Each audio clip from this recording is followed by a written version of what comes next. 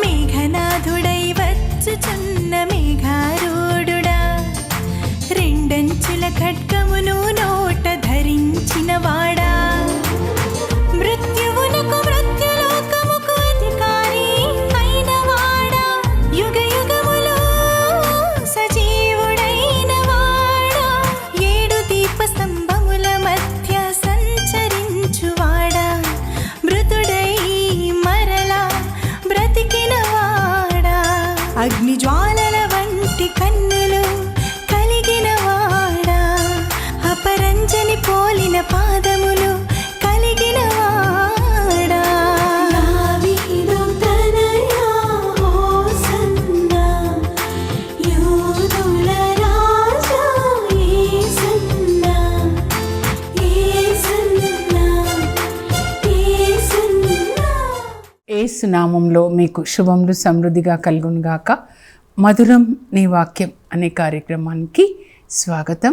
ఈరోజు మనం తపస్కాలము, కలలు కనే కాలం అనే అంశాన్ని ధ్యానించుకుందాం.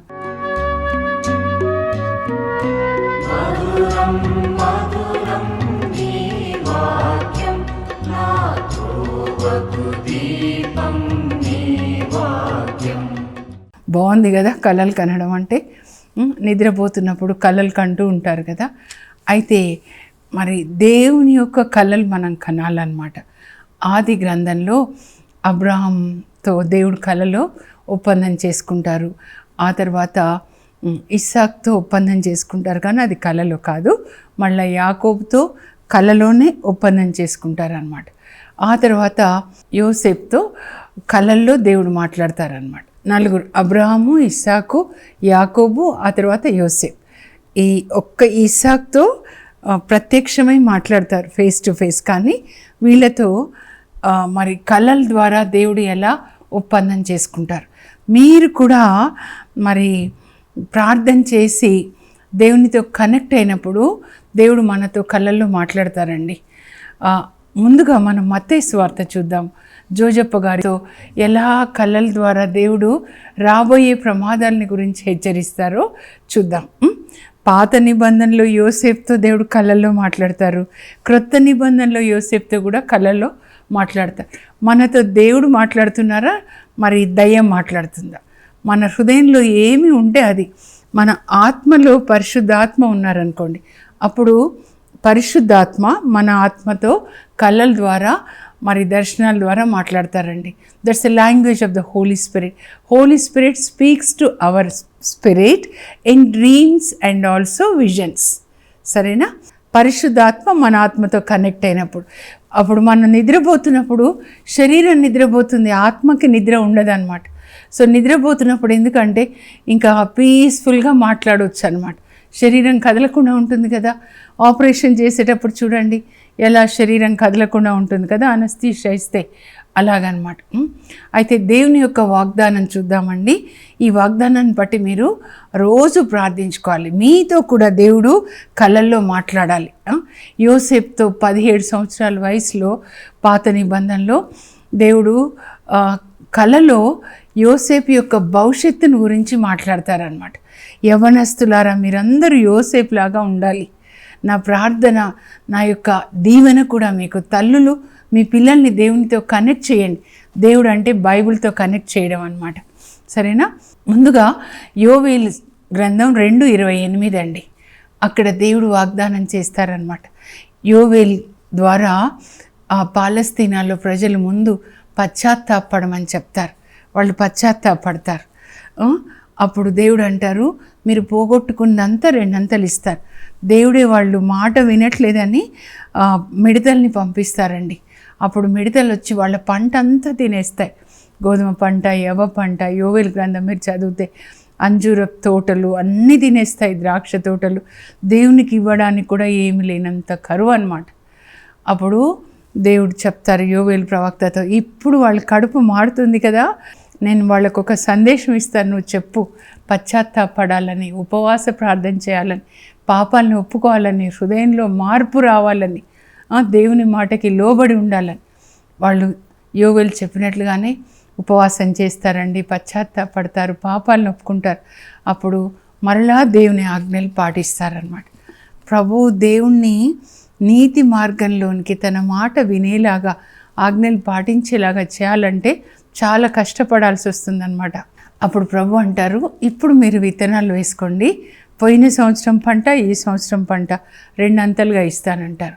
Restoration in double measure. What all you lost once again I will give in double measure. Joel 2:25. మీరు కూడా పశ్చాత్తాపడి దేవుని యొక్క నీతి మార్గంలో నడిస్తే, దుష్కార్యాలు, దుష్ట ప్రవర్తన అన్నీ విడిచిపెడితే మీరు ఏది కోల్పోయారో, ఆరోగ్యమా, ఐశ్వర్యమా, సమాధానమా, అన్నీ మీకు ఇస్తారండి. కానీ పశ్చాత్తాపడకుండా దేవుని అలా అడగకూడదు. మన పాపం విడిచిపెట్టాలి, దేవుడు కోరుకునేది అది. ఆ తర్వాత ఏం వాగ్దానం చేస్తారంటే యోవేలు 2:28. దయచేసి మీరు ఇది రాసుకొని, యోవేలు 2:28 తర్వాత మొత్తం రాసుకొనండి. మీరు పశ్చాత్తాపడ్డారు, పాపం విడిచిపెట్టారు కనుక ఈ లోక సంబంధమైన ఆశీర్వాదాలు, మీ పంటలు బాగా పండేలాగా చేస్తాను, అన్నీ మీకు ఇస్తాను. నెక్స్ట్ పరలోక ఆశీర్వాదాలు ఏంటంటే పరిశుద్ధ ఆత్మని ఇస్తానని చెప్తారు. ఇది అండి అసలైన ఆశీర్వాదం అన్నమాట. అంత్య దినాల్లో ఈ విధంగా జరుగుతుంది. ఇవన్నీ అంత్య దినాలేనండి. నేను అందరి మీద నా ఆత్మని కుమరిస్తాను. అప్పుడు మీ పుత్రికలు నా సందేశాన్ని చెప్తారు. ఇది రోజు మీరు అడగండి. నా పిల్లల కోసం కూడా నేను అడుగుతాను. నా బిడ్డలు నీ సందేశం చెప్పాలి ప్రభా, వాళ్ళ నాలుక మీద నీ వాక్యం పెట్టు. మీ పుత్రికలు నా సందేశాన్ని చెప్తారు. మీ యువకులు దర్శనాలు గాంచుతారు. ఇప్పుడు నేను చెప్తాను చూడండి, దానియేలు యోసేపు లాగా అనమాట. దర్శనాలు గాంచుతారు. మీ ముదుసలు కలలు కట్టారు. ఆ దినంన నా సేవకులకు, స్త్రీ పురుషులందరి మీద నా ఆత్మని కుమ్మరిస్తారు. అంటే సువార్త బోధించే వాళ్ళు స్త్రీలు ఉన్నారు, పురుషులు ఉన్నారు, అందరికీ పరిశుద్ధాత్మ. ఇప్పుడు నాకు కూడా పరిశుద్ధాత్మనిచ్చారు. 26 సంవత్సరాలు అవుతుంది కనుక ఆ పరిశుద్ధాత్మ దేవుడు నా ద్వారా మాట్లాడుతున్నారు. ఈ వాగ్దానాలన్నీ మీకు, మీ పిల్లలకి నెరవేరును గాక. తల్లులారా, తండ్రులారా, ఈ వాక్యం మీరు రాసుకొని ప్రభా ఇది మాకు నెరవేర్చండి. ప్రార్థన కూడా నేను చెప్తున్నానమ్మా, మీరు సొంత ప్రార్థన ఏం చేయొద్దు.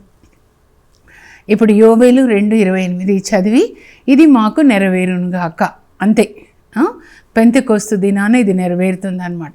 అందుకే పేతురు మొదటి ప్రసంగాన్ని ఇస్తూ, ఇదో మీరు వాళ్ళ భాషలో మాట్లాడతారు, రీకా మామషా కలీకా రమర, ఏంటి తాగారంటే కాదు, దేవుడు యోవేలు 2:28 చెప్పింది నెరవేర్చారు. మేము పరిశుద్ధ ఆత్మని పొందుకొని పరిశుద్ధ ఆత్మని మా నాలుకతో కలిసి అప్పుడు ఆయన మాట్లాడుతున్నాడు. పరలోక భాష, దేవదూతల భాష.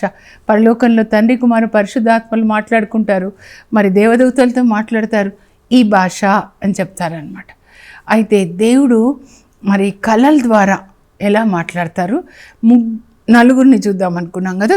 తొందరగా ఆది గ్రంథం చదువుకోవాలండి. మీరు ఆది గ్రంథం 12 నుంచి 50 వరకు చదువుకోవాలి.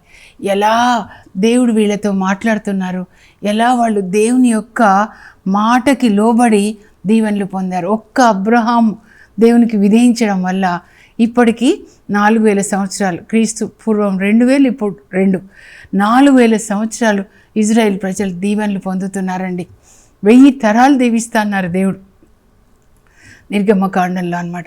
ముందుగా ఆది కాండం 12లో దేవుడు అబ్రహాంని పిలుస్తారండి. మీరు మ్యాప్ చూడండి, అబ్రహాము ప్రయాణం చేసిన ప్రదేశాలు మ్యాప్ 1 అని ఉంటుంది బైబిల్ వెనకాల. అబ్రహాంని దేవుడు పిలుస్తారు. హూరు అనే ప్రదేశంలో ఉన్నప్పుడు మెస్పటోమియాలో అలా తీసుకొని వచ్చి హారాను, అక్కడి నుంచి కానా దేశాన్ని తీసుకొస్తారు. రా అబ్రహాం అనగానే వస్తాడు. ఇమ్మీడియట్ ఒబీడియన్స్ బ్రింగ్స్ బ్లెస్సింగ్స్ అండి. ఇమ్మీడియట్గా పేతురుని దేవుడు యేసుప్రభు చెప్తారు, మీరు నన్ను వెంబడించండి, నేను మిమ్మల్ని మనుషులను పట్టు వాళ్ళుగా చేస్తాను. వెంటనే పేతురు, అంద్రియ, వల్లలు, చేపలు అన్నీ విడిచిపెట్టి యేసుప్రభుని వాళ్ళు వెంబడిస్తారండి. ఇమ్మీడియట్ ఒబీడియన్స్ బ్రింగ్స్ బ్లెస్సింగ్స్ అన్నమాట.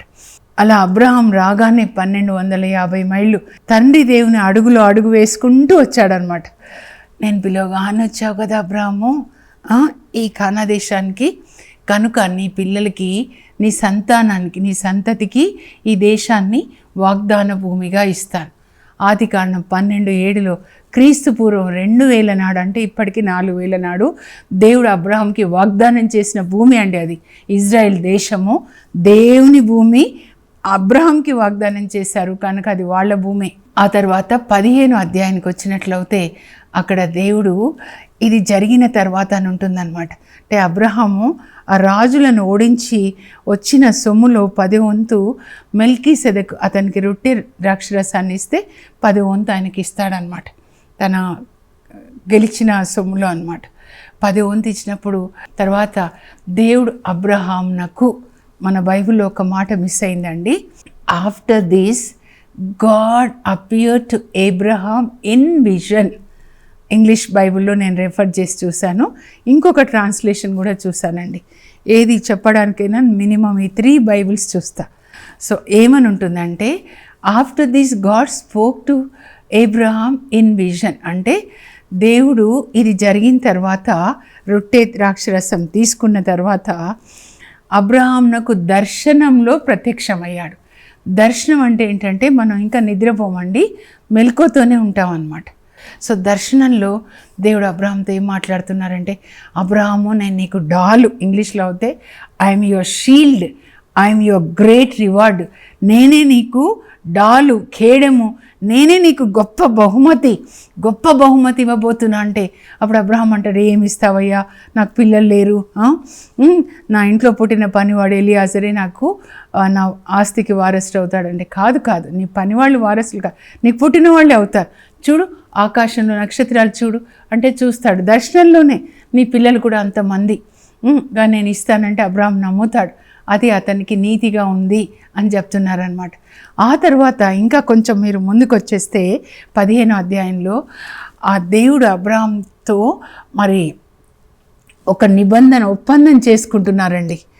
ఆ ఒప్పందంలో అబ్రహాంకి దేవుడు చెప్తారనమాట, ఇదిగో 3 ఏళ్ల పెయ్యని, 3 ఏళ్ల ఆడు మేక, 3 ఏళ్ల పొట్టేలు తీసుకొని రా, వాటిని నడిమికి కోసి ఇలా వేసేసి ఇటొక ముక్క, తర్వాత ఒక గువ్వ, ఒక పావురం తీసుకో, ఇది కొయ్యొద్దు, అలా ఉండని అని చెప్తే, ఇదంతా ఎట్లా జరుగుతుంది అని అంటే కలలోనే జరుగుతుందండి. అప్పుడు ఇంకా అబ్రహాంకి గాఢ నిద్ర పడుతుందంట. ఆ నిద్రలో దేవుడు ఆయనతో మాట్లాడుతున్నారు.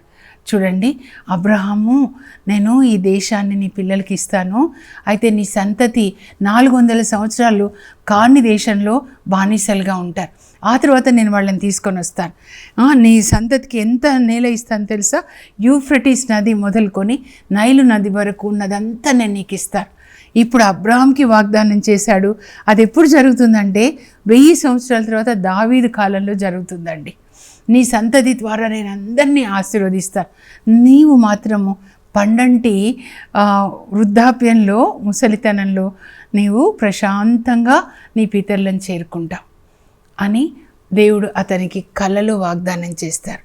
అయితే ఆ కళలోనే ఆయన ఏం చూస్తున్నాడంటే, ఈ రెండు నడుమికి కోసినట్టుగా చూస్తున్నాడు కదా, ఆ రక్తం ఇలా వస్తుంది కదా, అందులో నుంచి ఆ రక్తం మీద మరి అగ్ని, ఆ నిప్పు మంటలు అన్నమాట, పొగ అలా నడుస్తూ వెళ్తూ ఉన్నాయి. అంటే ఏంటంటే దేవుడు అన్నమాట, అగ్ని దేవుడు, ఆయన వాటి మీద నడుస్తున్నాడంటే రక్తం ద్వారా నిబంధన జరుగుతుంది కళ్ళలో అన్నమాట. ఆ తర్వాత మనము ఇస్సాక్ దగ్గరికి వస్తే అది కళ కాదండి, మాట్లాడతాడనమాట. ఆదికాండం 26 మీరు తప్పకుండా చదవాల్సినవి. ఇప్పుడు చెప్పాను, ఆదికాండం 12:15కి వచ్చి తర్వాత 26 అనమాట. 26 వచ్చేసరికి ఇస్సాకు మరి తన భార్య రెబెకా ఉంటారు. కరువు వస్తుందని వాళ్ళు కానా దేశం నుంచి ప్రక్కన ఫిలిస్తే దేశానికి వెళ్తారనమాట. అక్కడ గెరారు పట్టణంలో ఆ రాజు పేరు అబీమెలెక్ అనమాట. దేవుడు ఇస్సాక్కి ప్రత్యక్షమై ఐగుప్తుకి వెళ్ళొద్దు నువ్వు, ఎందుకంటే అప్పుడు ఇస్సాక్ అనుకుంటాడు నేను ఐగుప్తుకి వెళ్ళాలి అని. కరువు వచ్చింది కదా, ఐగుప్తుకి వెళ్ళాలి, ఎందుకంటే వాళ్ళ నాన్న కూడా వెళ్తారు, అబ్రహాం కూడా. ఆదికాండం 12 వెళ్ళొద్దు ఇక్కడే ఉండు, నేను నిన్ను ఆశీర్వదిస్తాను, నేను మీ నాన్నకి వాగ్దానం చేసినట్లే భూమి కానా దేశం అంతా నీ సంతతికి ఇస్తా, నీ సంతతిని ఆశీర్వదిస్తాను. ఎందుకు ఆశీర్వదిస్తాను తెలుసా నిన్ను, నీ సంతతిని? మీ నాన్న అబ్రహాము నా ఆజ్ఞలన్నీ పాటించాడు. అంటే దేవుడు అబ్రహాంకి ఆజ్ఞలన్నీ ఇచ్చాడండి. ఆదాము అవ్వకి ఒక ఆజ్ఞ ఇచ్చారు, నోవాకి ఒక ఆజ్ఞ, ఓడ నిర్మించమని. అలాగే అబ్రాహాంకి ఈ 10 ఆజ్ఞలన్నీ కూడా ఇచ్చుంటాడనమాట. అప్పుడు అవన్నీ పాటించాడంట. మీ నాన్న నా ఆజ్ఞలు పాటించాడు, నా నియమాలు పాటించాడు, నా కట్టడలు పాటించాడు, కనుక నిన్ను ఆశీర్వదిస్తారు. మీరు చదవండి. నిజంగా తల్లిదండ్రులు మీరు దేవుని ఆజ్ఞలు పాటిస్తే మీ పిల్లలకి 1000 తరాలు దీవెనలండి. అబ్రాహామే దానికి ఉదాహరణ. అక్కడ ఏమని ఉంటుందంటే 26లో మీరు చదివితే 4వ వచనం మీరు చదివితే 3 నుంచి చదవండి 6 వరకు. ఇస్సాకు దేవుడు చెప్పినట్లుగా చేసెను. ఆదికాండం 12:4లో కూడా అబ్రహాము దేవుడు చెప్పినట్లుగా చేశాను. ఈ 3 తరాల వాళ్ళ లక్షణాలంటే దేవుడు ఏది చెప్తే అది చేస్తారండి. అందువల్లనే దేవుడు అంటారు, నేను అబ్రాహాము, ఇస్సాకు, యాకోబుల దేవుడు అని అంటారు. తర్వాత ఇప్పుడు మనం యాకోబు దగ్గరికి వద్దామండి. నాకు చాలా ఇష్టమైంది అనమాట, ఎక్కువసార్లు చదువుకుంటా నేను. మీరు ఆ టైటిల్ ప్రక్కన కూడా చూడండి. ఆదికాండం 28. యాకోబు వాళ్ళ అన్నయ్యకి భయపడి పారిపోతూ ఒక చోట పడుకుంటాడనమాట. పడుకుని రాయిని దిండుగా చేసుకొని పారిపోతున్నాడు. వాళ్ళ అమ్మ చెప్తుంది, అయ్యా మా పుట్టింటికి వెళ్ళాను, వాళ్ళ మేనమామ దగ్గరకు అనమాట. అంతా అడవి, రాత్రి అయిపోతుంది. అక్కడ ఒక రాయి ఉంటే రాయి తీసుకొని దిండు చేసుకొని పడుకుంటాడు. పడుకోగానే కలలో చూడండి, ఎంత మంచి కళ. ఈ కళ మీకు కూడా రావాలన్నమాట. ఆ కళలో నిచ్చెన ద్వారా దేవదూతలు దిగుతారు ఆయన దగ్గరికి. ఇంకా కొంతమంది దేవదూతలు పైకి వెళ్తున్నారు. వాళ్ళ కిందికి వచ్చి మన ప్రార్థన పైకి తీసుకెళ్తారు. మనకు అన్ని ఆశీర్వాదాలు తీసుకొస్తారు. మీకు ఆరోగ్యం తీసుకొస్తారు. తోబితు గ్రంథంలో రఫాయేల్ చూడండి, మీకు ఐశ్వర్యం తీసుకొస్తారు. మీ కట్లు తెగ్గొడతారు. పేతుర్ని చెరసాల్లోంచి విడిపించారు కదా, అలా కూడా చేస్తారనమాట. అలా దేవదూతలు వస్తున్నారు, దేవదూతలు పరలోకానికి వెళ్తున్నారు. ఆ నిచ్చెన మొదలు దేవుడు ఉంటారనమాట. ఉండి ఆ కళలో యాకోబుతో మాట్లాడుతున్నారు. నిబంధన అనమాట. నేను సర్వశక్తిమంతుడను, మీ తాత తండ్రులకు అబ్రహాము, ఇస్సాకు దేవుడని నేనే. ఇప్పుడు నువ్వు పడుకున్నావు కదా యాకోబు, ఈ దేశాన్ని నేను నీ సంతతికి ఇస్తాను. నీ సంతతి వారందరూ ఆశీర్వదించబడతారు. నేను నీ సంతతిని విస్తరింపజేస్తాను. నేను నిన్ను ఆశీర్వదించే వరకు ఏమేమి ఇస్తానని చెప్పాను అవన్నీ నిన్ను ఆశీర్వదించే వరకు, నీకు ఇచ్చే వరకు నిన్ను వదలను. నీతోనే వస్తా. నువ్వు ఎక్కడికి వెళ్ళినా నీతో వచ్చి నేను కాపాడుతా, నేను ఆశీర్వదిస్తా, మళ్ళా నేను ఇక్కడికి క్షేమంగా తీసుకొని వస్తా. దేవుడు మీకు అర్థమవుతుందా? మనల్ని పట్టుకుంటాడండి, పట్టుకొని ఆశీర్వదిస్తాడు. అది ఆయన లక్షణం అన్నమాట. దేవుని లక్షణం ఏంటంటే, అబ్రహాం దొరికాడా, పట్టుకొని ఆశీర్వదించాడు. ఇస్సాకు, యాకోబు, మరి దావీదు గొర్రెలు కాచుకుని ఆయన, ఎస్తేర్ అనాథ పిల్ల, ఆయన కన్నులు మీ మీద కూడా పడును గాక. మిమ్మల్ని ఆశీర్వదించే వరకు కూడా ఆయన మిమ్మల్ని విడిచిపెట్టకుండా ఉండును గాక. అప్పుడు యాకోబు నిద్ర నుంచి లేస్తాడు. అమ్మో, ఇంతమంది దేవదూతలు, ఎంత వెలుగు, ఇది ఎంత పరిశుద్ధమైనది. మన బైబిల్లో భయంకరమైనది అని ఉంది, కానీ అలా భయంకరమైనది అని ఉన్న చోట పరిశుద్ధమైనది. ఇక్కడ దేవుడు ఉండుట నిజం. ఇది స్వర్గద్వారం. స్వర్గం నుంచి దేవదూతలు వస్తున్నారు, వెళ్తున్నారు. మరి దేవుడు ఇక్కడ నిలబడి, తన ప్రక్కన నిలబడి తనతో కలలో మాట్లాడారు. మీ ప్రక్కనే ఉన్నారు ఆయన, మీతో మాట్లాడతారు. మీరు ఇది చదివి నాకు జరుగును గాక. ఆదికాండం 28, 10 నుంచి 22 వరకు అన్నమాట. అప్పుడు ఆయన పడుకున్న రాయి తీసి దాని మీద తైలం పోసి అభిషేకించి, ఇది పవిత్ర స్తంభం, పవిత్ర స్థలం, నేను దీన్ని బెతేల్ అని పిలుస్తాను. బెతేల్ అనగా హౌస్ ఆఫ్ గాడ్ అనమాట. అంటే దేవుని యొక్క ఆలయం. ఎల్ అంటే దేవుడు, బెత్ అంటే హౌస్ అండి. ఆ స్థలానికి పేరు పెడతాడనమాట. దేవుడు చెప్పినట్లుగానే యాకోబుని దీవిస్తాడండి. మామ దగ్గర కూడా మళ్ళా తిరిగి వస్తాడు. తర్వాత చాలా దీవిస్తాడు. తన 12 మంది కుమారులు ఇప్పటికీ కూడా ఇజ్రాయెల్ 12 గోత్రాలుగా మరి అభివృద్ధి చెందుతూ ఉన్నాయన్నమాట. కనుక మీరు కూడా దేవునితో కనెక్ట్ కండి. కలలో దేవుడు మనకి ఇన్ని ఆశీర్వాదాలు ఇస్తున్నారంటే వాళ్ళ ఆత్మలో పరిశుద్ధ ఆత్మ నివసిస్తున్నారు. కొంతమంది చూడండి, నాకు పాములు కనబడుతున్నాయంటే హృదయంలో సైతాను శక్తులు ఉన్నట్లయితే పాములు, తేళ్ళు కొండ మించి పడ్డట్లు, నీళ్ళల్లో మధ్యలో పడినట్లు 97కి ముందు నాకు అలాంటి కళలు వచ్చాయన్నమాట. కనుక మీరు ఎలా ఉండాలంటే, నూతన నిబంధనలో యోసేపు, ఇప్పుడు పాత నిబంధనలో యోసేపు కూడా, అబ్రహాము, ఇస్సాకు, యాకోబు 12 మందిలో 11 అబ్బాయి ఒక్కడే యోసేపు దేవునితో కనెక్ట్ అవుతాడండి. ఆదికాండం 37-50 వరకు మీరు కదలకుండా చదువుకోండి దయచేసి. నా కోరిక ఏంటంటే మీరు బైబిల్ని తినేసేయాలి. ఆ యాకోబు 12 మంది కొడుకుల్లో 11 అబ్బాయికి 17 సంవత్సరాలు వచ్చినప్పుడు దేవుడు ఆ అబ్బాయితో మాట్లాడడం ప్రారంభిస్తారు. పరిశుద్ధ ఆత్మ ఆయనలో ఉంటారనమాట. అప్పుడు ఏంటంటే ఆ కళల్లో వీళ్ళందరూ 12 మంది పంట కోసి కట్టలు కడుతుంటే యోసేపు పన్న నిలబడుతుంది, మిగతా వాళ్ళవి వంగి దండం పెడతాయన్నమాట. అదే చెప్తాడు. అన్నయ్యలకి కోపం వచ్చేస్తుంది అనమాట. మరుసటి రోజు కాఫీ తాగేటప్పుడు చెప్తే, అంటే ఏంట్రా నువ్వు రాజు అయితే మేము సేవకులా అని ముందే కోపం. ఎందుకంటే వాళ్ళ నాన్న ఈ అబ్బాయికి ఒక్కడికే మంచిగా చొక్కా కుట్టిస్తాడు, అందువల్ల పగబట్టినారంట. తల్లిదండ్రులు అందరినీ సమంగా చూసుకోవాలి. తర్వాత ఇంకో కళ వస్తుంది అనమాట. అదేంటంటే ఆకాశంలో సూర్యుడు చంద్రుడు 12 నక్షత్రాలు, యోసేపు నక్షత్రానికి ఇవన్నీ వంగి నమస్కారం చేస్తున్నాయి. మళ్ళా చెప్తాడు, నాకు ఇంకొక కళ వచ్చింది అన్నాను. అప్పుడు వాళ్ళ నాన్న కూడా ఉంటారు. చెప్తే వాళ్ళ నాన్న అనుకుంటారు, అదేంటి సూర్యుడు చంద్రుడు అంటే తల్లిదండ్రులు అనమాట. అన్నయ్యలు అందరూ ఈయనకి వంగి నమస్కారం చేస్తారు. వాళ్ళు పగబడతారు. కానీ యాకోబుకి తెలుసు దేవుడు వాళ్ళ తాతయ్యతో మరి తనతో కళల్లో మాట్లాడారు, ఇప్పుడు యోసేపుతో మాట్లాడుతున్నారని మనసులో హృదయంలో దాచుకుంటాడనమాట. ఇంకా ఈయన పేరేంటంటే కళలు కనేవాడు. ఆ కళలు నెరవేరుద్దని వాళ్ళు ఏం చేస్తారు చూడండి, ఇష్మాయిలకు అమ్మేస్తారు. ఐగుప్తులో పోతిఫర్ వాళ్ళ ఇంట్లో 11 సంవత్సరాలు బానిసగా ఉంటాడు. భార్య శోధిస్తుంది, శోధనకి లొంగడు. జైల్లో 2 సంవత్సరాలు ఉంటాడు. కానీ 30 సంవత్సరాల వయసు వచ్చినప్పుడు దేవుడు ఆయనకి కలలో మాట్లాడినట్లుగా గవర్నర్ని చేస్తాడు. 80 years గవర్నర్గా ఐగుప్తు దేశంలో ఆయన పరిపాలిస్తాడు. అందరికీ కరువు కాలంలో ధాన్యాన్ని పంచిపెడతాడు. మన హృదయంలో కూడా ధాన్యం అనే వాక్యం దాచుకొని అందరికీ పంచిపెట్టాలి. యోసేపు ఫలించిన కొమ్మగా ఉంటాడనమాట. మీరు యవ్వనస్తులకి చెప్తున్నాను, దేవునితో కనెక్ట్ చేసుకోండి. దేవుడు మీకు నిర్ణయించిన బంగారు భవిష్యత్తులోనికి మీరు రండి నా బిడ్డలారా. నేను చెప్తున్నాను ఒక తల్లిలాగా అనమాట. ఇర్మియా 29:11 నా బిడ్డ, నేను నీకు బంగారు భవిష్యత్తు నిర్ణయించాను. నేను నీ అభివృద్ధినే కానీ వినాశనంను కోరను. దేవుడు మనకి బంగారు భవిష్యత్తు నిర్ణయిస్తాడు. కానీ సైతాను దొంగిలించుటకు, హత్య చేయడానికి, నాశనం చేయడానికి వస్తాడు. సైతాన్తో కనెక్ట్ కాకండి. సినిమాలు, సెల్ ఫోన్లో పాపం చూసి ఇంకేమేమి చూస్తారో ఏంటో చూసి నిద్రపోకండి. సైతాన్తో కనెక్ట్ కాకండి. నూతన నిబంధనలో జోజప్ప గారు, యోసేపు, మరి మరియ తల్లికి యేసు ప్రభు జన్మించిన తర్వాత జ్ఞానులు వస్తారు. మత్తయి సువార్త 2లో వచ్చి హెరోదు రాజుని అడుగుతారు. వాళ్ళు చూడండి రాంగ్ పర్సన్ దగ్గరికి వెళ్ళారనమాట. కొన్నిసార్లు మనకు ఎంతో జ్ఞానం ఉందనుకుంటాం, రాంగ్ పర్సన్స్ దగ్గరికి వెళ్తాం.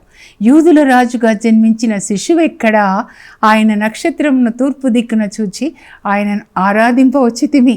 ఎక్కడి నుంచి? పారసిక దేశం నుంచి 1100 మైళ్ళు దూరం ప్రయాణం చేసే యెరూషలేంకి వస్తారు. ఎస్తేరు వాళ్ళ ఊరు అనమాట, ఇప్పుడు ఇరాన్. అప్పుడు హెరోదు డిస్టర్బ్ అయిపోతాడు. ఇంకా అప్పుడు హెరోదు ఏం చేయాలి, జ్ఞానులు వస్తా అన్నారు కదా, మళ్ళీ రాలేదు కనుక 2 సంవత్సరాల కంటే కింద వయసులో ఉన్న పసిబిడ్డలందరినీ చంపితే యేసు ప్రభు కూడా, మెస్సయ్య కూడా చనిపోతాడు అని ఆజ్ఞ జారీ చేయాలని ప్లాన్ చేసుకుంటున్నాడు. ఇలాంటి ప్లాన్స్ ఎక్కడ జరుగుతాయంటే, ఇప్పుడు ఆది గ్రంథంలో ప్లాన్స్ అబ్రాహాం గురించి, ఇస్సాకు గురించి, యాకోబు గురించి, యోసేపు గురించి, పరలోకంలో జరిగినటువంటి ప్లాన్స్ అన్నీ పరిశుద్ధాత్మ కళల ద్వారా బయలుపరిచాడు. ఇప్పుడు హెరోదు ప్లాన్ చేస్తున్నాడు యేసు ప్రభుని చంపాలని. అది ఎవరు ప్లాన్ చేస్తారంటే ఆకాశ మండలంలో సైతాను, దురాత్మలు అన్నమాట. వాటికి ఎప్పుడు తెలిసింది యూదుల రాజు మెస్సయ్య జన్మించాడని ఈ జ్ఞానులు వచ్చి చెప్పినప్పుడు తెలుస్తుంది అన్నమాట. వెంటనే అవి ప్లాన్ చేస్తాయి, మెస్సయ్యని చంపాలి. ఎలా చంపాలి? హెరోదు రాజు ద్వారా అయితే సాధ్యమవుతుంది. అందుకే రాజుల ద్వారా అనమాట. నెబుకద్నెజర్ మీరు చూడండి, చంపాలంటే అధికారుల ద్వారా అనమాట. ఫరో రాజు ద్వారా, ఇప్పుడు హెరోదు ద్వారా పసిబిడ్డల్ని చంపండి. ఆకాశ మండలంలో సైతాను చేసిన ప్లాన్ని పరిశుద్ధాత్మదేవుడు కలలో మరి యోసేపుకి బయలుపరుస్తారండి. ఇది మీరు గ్రహించాలి. మీకు ఏదైనా చెడు జరిగిందంటే ముందు ఆకాశ మండలంలో ప్లాన్ జరుగుతుంది. ఇలా నాశనం చేయాలి, ఏ వ్యక్తుల ద్వారా నాశనం చేయాలి. అప్పుడు మీరు పరిశుద్ధాత్మతో కనెక్ట్ అయి ఉంటే మీ గురించి సైతాన్ చేసిన ప్లాన్స్ ముందే చెప్తాడనమాట. జోజప్ప గారికి చెప్తారు, ఇదిగో బాబుని చంపాలని హెరోదు వెతుకుతూ ఉన్నాడు కనుక తల్లిని బిడ్డని తీసుకొని ఐగుప్తుకి వెళ్ళి నేను చెప్పే వరకు అక్కడే ఉండాలి. మత్తయి 2:13. అలాగే తల్లిని బిడ్డని తీసుకొని ఐగుప్తుకి వెళ్తాడు.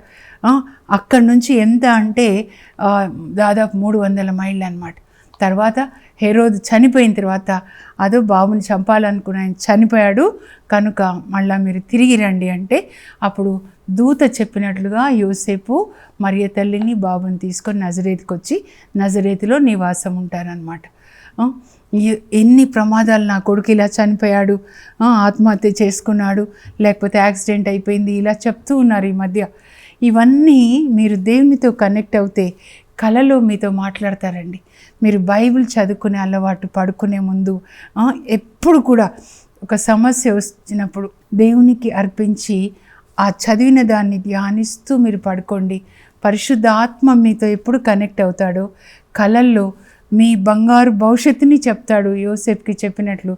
అలాగే మరి సైతాన్ యొక్క ప్రణాళికల్ని కూడా మనకి కళల ద్వారా బయలుపరిచినప్పుడు మనం ప్రార్థించాలి. సైతాన్ ప్లాన్స్ లయమైపోయి ప్రభా నీ చిత్తం నెరవేరును గాక.